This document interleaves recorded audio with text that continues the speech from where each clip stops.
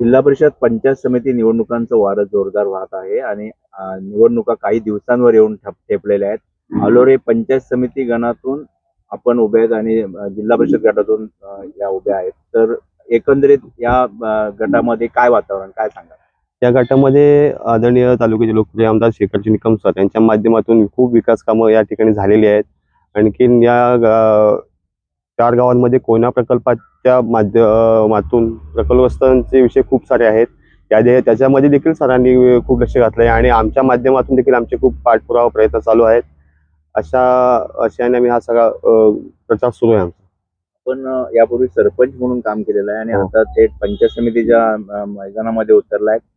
तर एकंदरीत आता आपण मतदारांकडे जात आहे, तर कशी परिस्थिती आहे? सरपंच ते पंचायत समिती सदस्य म्हणून आपल्याला आता पुढे वाटचाल करणार आहे काय? सरपंच हे एक गाव मर्यादित असतो, पण आता आपण 4 गावांमध्ये काम करायला लागतंय.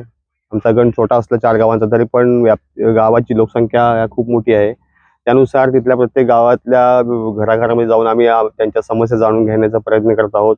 जेणेकरून येणाऱ्या काळात आमच्याकडून जे काही सहकार्य, जी विकास कामं करण्याची जबाबदारी घेणार आहोत, ती पार पाडण्यात येईल. यापूर्वी आपण केलेली एखादी उल्लेखनीय कामगिरी काय सांगाल आणि भविष्यामध्ये आपलं या ठिकाणचं विकासाचं विजन काय असेल?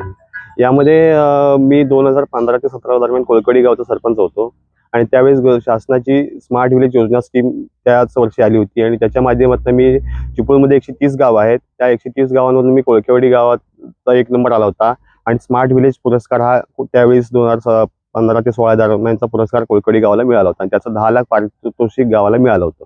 या मतदारसंघामध्ये कुठली कुठली गावं समाविष्ट होतात आणि कशा पद्धतीने मतदारसंघ आहे काय सांगाल? या मतदारसंघात कोळकेवाडी, अलोरे, नागावे, पेडांबे ही 4 गावं येतात आणि यात जवळ 8,500-9,000 लोकसंख्या गावांची आहे. जी तुमच्या समोर महायुतीचे तगडे आव्हान आहे, पण लोकांनी तुम्हाला का निवडून द्यावे? महायुतीचं तगडं आव्हान आहेच म्हणण्यात येईल खरं तर. पण लोकांच्या अपेक्षा माझ्याकडून खूप आहेत. मी यापूर्वी देखील काम केले आणि माझी नुकतीच निवड जिल्हा पुनर्वसन समितीवरती झालेली आहे. आणखीन पुनर्वसनच्या ज्या काही गोष्टी आहेत किंवा कोयना प्रकल्पाच्या ज्या समस्या आहेत त्या इतकी वर्ष मी त्याचा पाठपुरावा करत आहे. त्याच्यामुळे लोकांचा बघण्याकडे माझ्याकडे खूप अपेक्षा आहेत की मी या गोष्टी करू शकतो.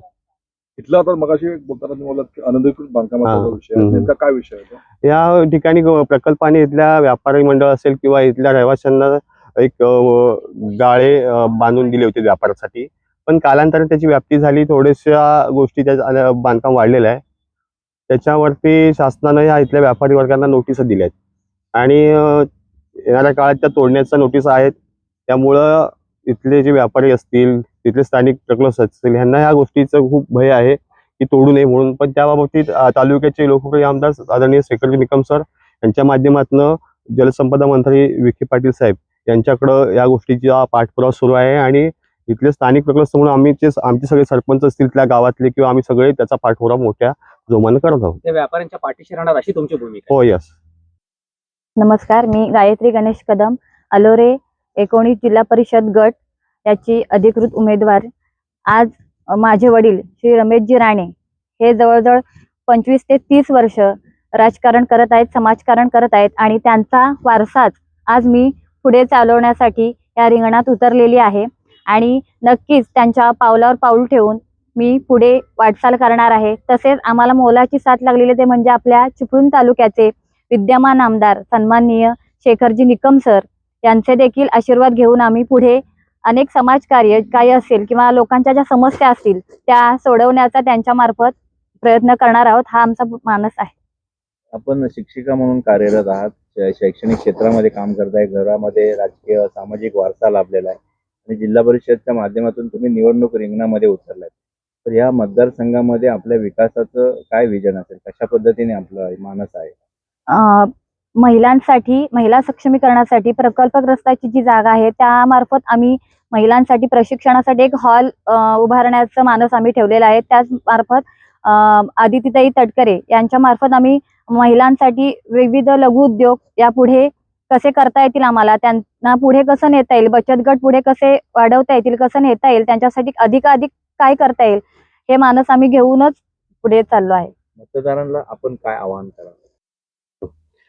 या अलोरे जिल्हा परिषद गटामध्ये मी निलेश यशवंत कदम पंचायत समिती गण 37 या गणातून उभा आहे. तसेच पूर्वा भोसले या पंचायत समिती गण 38 पिंपळी गणातून उभ्या आहेत.